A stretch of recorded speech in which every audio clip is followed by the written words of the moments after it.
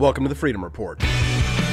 What I love about Austin Petersen is his love of the battle. He wants to fight. Austin was, of course, the rabble-rouser, just to make sure I stayed Rothbardian. We live in a world fraught with danger, and there is a certain amount of danger that the public must endure in order to secure the blessings of liberty. For economic freedom and personal liberty. Hello, ladies and gentlemen. Happy Halloween. Today is Wednesday, October the 31st. Thank you so much for tuning in to this episode of the Freedom Report podcast. Today we're going to be talking about a big news story recently. The President of the United States, Donald Trump, says that he is planning to potentially use an executive order to stop people from using birthright citizenship here in the United States. And this is a big question because it deals with the issue of the 14th Amendment of the United States Constitution. It's something that I've talked about quite frequently on my Freedom Report podcast because I think it's one of those amendments that doesn't really get a whole lot of credit, and it's one of the least understood constitutional amendments. And also, it's one of those constitutional amendments that requires quite a bit of context. It requires a bit of an understanding of not just the history of the constitutional amendment itself, what led up to that amendment, but also you have to have an understanding of some of the subsequent court decisions that have involved the 14th Amendment of the U.S. Constitution. Many Supreme Court decisions go to the 14th Amendment in order to extend certain rights or privileges that are supposed to be conceptually guaranteed by this amendment of the U.S. Constitution. And some people argue that if an illegal immigrant comes to the United States and has a child here in the United States, some people argue that that should grant you citizenship by soil rather than through your lineage, your parentage. And I think the United States is actually only one of two countries in the entire world that offers what we call birthright citizenship. Now, because of my complex and nuanced views on immigration, I'd like to start with some of the facts about this case, because the question is, people are saying, can the president essentially overturn an entire amendment of the Constitution through an executive order? And I pulled up a piece from my buddy Ben Shapiro at the Daily Wire, who does a very measured and nuanced and balanced approach to this. I'll read this, and I'm not even sure if Ben and I necessarily agree on immigration, but I think this is a really good piece. So let me read this to you. Ben Shapiro writes, on Monday, President Trump announced to Axios on HBO he would pursue an executive order to outlaw birthright citizenship just before the election. It was always told to me that you needed a constitutional amendment, Trump stated. Guess what? You don't. He then added, you can definitely do it with an act of Congress, but now they're saying I can do it with just an executive order. We're the only country in the world where if a person comes in and has a baby and the baby's essentially a citizen of the United States with all those benefits. It's ridiculous. It's ridiculous, and it has to end. Now, Trump isn't wrong that the United States is one of only two developed countries to maintain birthright citizenship, because the other is Canada. But it's dicey whether an executive order could simply change birthright citizenship or whether an act of Congress could. At issue is the interpretation of the 14th Amendment, which provides all persons born or naturalized in the United States and subject to the jurisdiction thereof are citizens of the United States and of the states wherein they reside. Now, the key phrase here is subject to the jurisdiction thereof. Ilya Shapiro of the Cato Institute points out that that phrase was originally written to exclude the children of Native American tribes from American citizenship, since those children were subject to the jurisdiction of Native American governance, as well as the children of foreign diplomats and soldiers from abroad fighting on American land. Now, the amendment was specifically written in order to guarantee the citizenship of freed slaves and their children, in order to abrogate the Supreme Court's despicable Dred Scott ruling. Senator Jacob Howard of Michigan explained the purpose of the subject to the jurisdiction thereof provision. This is what he believed it was, what it meant. He says, this will not, of course, include persons born in the United States who are foreigners, aliens, who belong to the families of ambassadors or foreign ministers accredited to the government of the United States, but will include every other class of persons. It settles the great question of citizenship and removes all doubt as to what persons are or are not citizens of the United States. Now, let's go on here. You could leave it at that, but let's go on here. In 1884, the Supreme Court ruled that a Native American born under the jurisdiction of a Native American tribe could not unilaterally make himself a United States citizen, since no one can become a citizen of a nation without its consent. In 1898, the Supreme Court ruled that Wong Kim Ark, a child born in the United States to legal resident Chinese immigrants, was included in the birthright citizenship provided by the 14th Amendment. That's 1898. But in 1982, the Supreme Court ruled that for a state to deny public benefits to the child of illegal immigrants would be illegal. Okay? Are you getting that? Let me read that again. In 1982, SCOTUS ruled a state denying public benefits to the children of illegal immigrants would be illegal. Now, Justice William Brennan wrote this in a footnote. He said, "No plausible distinction with respect to 14th Amendment jurisdiction can be drawn between resident aliens whose entry in the United States was lawful and resident aliens whose entry was unlawful." Right? The court has never fully decided on whether the 14th Amendment protects the children of illegal immigrants, people who are clearly subject to the jurisdiction of foreign countries. This is Ben Shapiro's editorial here. Illegal immigrants have a right under the Vienna Convention to consular contact if they're arrested for a crime, for example. It seems highly unlikely that the framers of the 14th Amendment meant to include the children of illegal immigrants. But the Supreme Court has also been warmer toward birthright citizenship to children of illegal immigrants than the text would warrant. That's Ben Shapiro's opinion. Presumably, Trump knows that an executive order will immediately be challenged in court and then taken to the Supreme Court. That's his goal. So no, an executive order won't immediately take effect, and even an act of Congress would be litigated. But the issue itself isn't quite as clear-cut as advocates for birthright citizenship maintain. That's what Ben Shapiro's op-ed is on that. I thought it was a very, even piece with definitely a little bit of his own flavor. But when I'm reading the Daily Wire, I'm seeing another article that's come forward, and keep in mind, I haven't offered my opinion on any of this yet. I'm just offering you what I think is good information. But Senator Lindsey Graham says he's going to introduce legislation to end birthright citizenship. Right, so this sounds, to many conservatives, I think this sounds like a good deal, but people don't trust Lindsey Graham on the immigration issue. They call him Lindsey Grahamnesty, and here is why. Lindsey Graham said he's going to follow Donald Trump's lead, calling for an end to birthright citizenship, and he's going to introduce legislation in the House to clarify both the 14th Amendment and federal regulations which define the concept.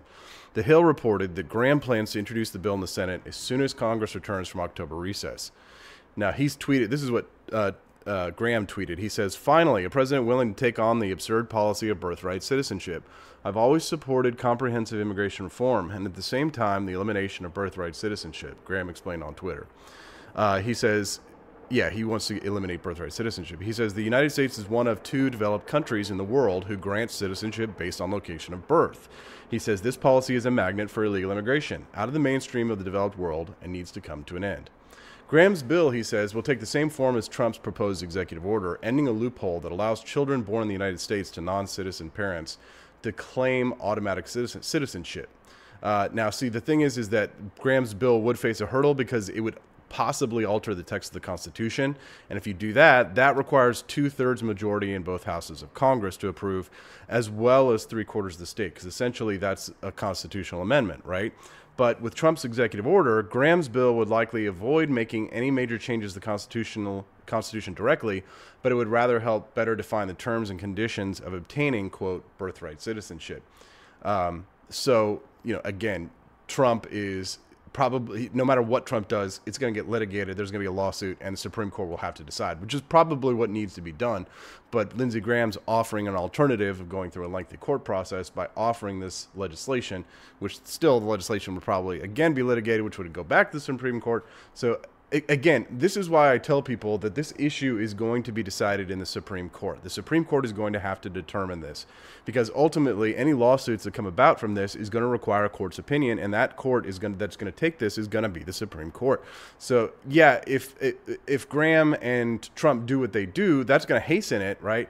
But I'm not confident that Graham will be able to craft legislation that will meet constitutional muster, specifically because I think that if you're going to make this kind of a change to citizenship, then I think it's going to require some sort of constitutional intercession by the Supreme Court. Unless you pass a constitutional amendment, in which case, again, but they're not gonna pass a constitutional amendment. That's not gonna happen. I don't know the next time we're gonna see a constitutional amendment, unless it's to make, Donald Trump president for life. No, I'm kidding. But, somebody asked me the other day, and now I'm editorializing. Somebody asked me the other day, what were people doing? What were we doing to determine citizenship before the 14th Amendment, before the late 1800s? And I kind of replied flippantly, casually, jokingly. I was like, no one really gave a shit. Nobody really did. People had bigger problems to worry about than what their neighbor's legal status was. And when I thought about that, I thought, man, what happened in the United States that we became so obsessed with citizenship as sort of iconic of what is American? I always saw America as a philosophical concept that transcended any concept of a nation state, because while I believe America as a nation state is a great nation state, like, I look at philosophical principles as something that's higher than a nation state. And I've tried to beat this into people's heads.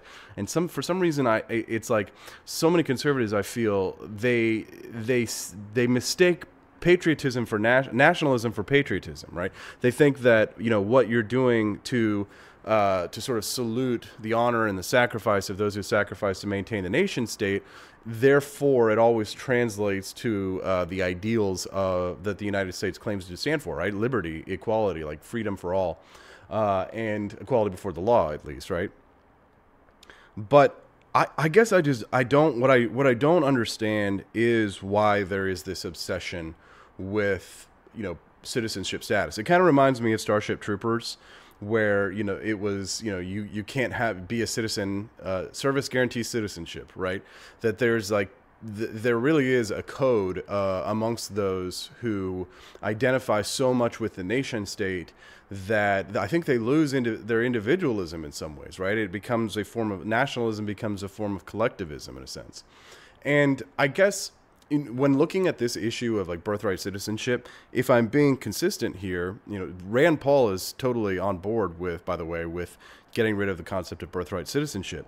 And I think if I'm being consistent philosophically, then I have to ask myself, well, if you think that it's wrong to have a welfare state, that the welfare state is a draw for people who want to come here and collect benefits that they have not earned or have not paid into, then I think I have to agree with Rand Paul and agree with Lindsey Graham. But Lindsey Graham adds in here at the very end, he says he wants to tie any effort to end birthright citizenship to major changes in immigration policy that could benefit illegal immigrants already living in country. He says perhaps with a proposed path to citizenship or a long-term partial amnesty agreement, right? And so the first comment on Daily Wire here is, Lindsey 2.0 strikes again, no more Grahamnesty, blah, blah, blah, right? People liked him for his fire and fury recently, but they don't like him making these kinds of reasonable propositions, because the thing is, guys, you're never going to get something done without a compromise on this issue. And if you have tons of, I guess, how do I explain this? If you're wanting to actually make change in immigration, then you're going to have to accept certain concessions. And one of them is that there are 11 million people here. And you can say get in line all you want, but you can't get everything that you want in politics, right? You do have to concede. You can't say on one hand, well, you have to vote for Josh Hawley because he's not the best, but he's the best that we can get. You can't say that on one hand and then say on the other hand, well, but we're not going to make any concessions on this issue at all, right? No, you're going to have to make concessions on that issue once at all. You're going to have to be more pliable because, again, this is an extremely complex issue, and if you aren't familiar with all the different aspects of it, you can easily make a mistake in making broad, sweeping demands towards this, which, I think Trump wants, but thankfully the Constitution stops the president from being able to make sweeping changes to the Constitution through executive order, right? Or it's supposed to. That's how it's supposed to work. And, there would be lawsuits to check this executive order, and then it would go to the courts, which is really how the process is supposed to work, essentially. Well, if the Supreme Court decides to hear it, which of course they will. But listen, without a basic understanding of the 14th Amendment and what it means, and without an understanding of the history of immigration in the United States, you can't have a full bearing opinion on this one. You can't. Sorry. I know that people love to be ignorant and loud, but I've informed myself on this issue. I see many working parts. Frankly, right now, I'm conflicted on the issue of birthright citizenship, but I'm leaning towards no, that you shouldn't allow someone to just come here and have a child and then have that child be a baby. I'm leaning that way simply because even if I disagree with that, even if I don't honestly give a shit about, who is a citizen around me. I'm not like paranoid, Muslims are under my bed or something. I'm just not, I don't live my life in a constant state of fear. You know what I mean? But I would say that the law doesn't agree with birthright citizenship, in my opinion, or at least the understanding of the law does not agree with the concept of birthright citizenship. So if anybody wanted to make a change to that, it needs to be a constitutional amendment. Doesn't need to be an executive order. And if the Supreme Court hears this case, I believe it's likely that they will end birthright citizenship. They will get rid of that clause, and I don't know if that will be best for the United States. I think possibly it will, but I don't have I don't have all the answers, folks. You're just coming to here to get a good discussion, and I hope that you've thought deeply about these issues as much as I have. Really appreciate you guys listening to the Freedom Report podcast today. No quotes. I'm running out of steam because I am getting sick like everybody else in this nation. I hope you enjoyed this special episode of the Freedom Report podcast, and you all have a wonderful week. We'll be back next week.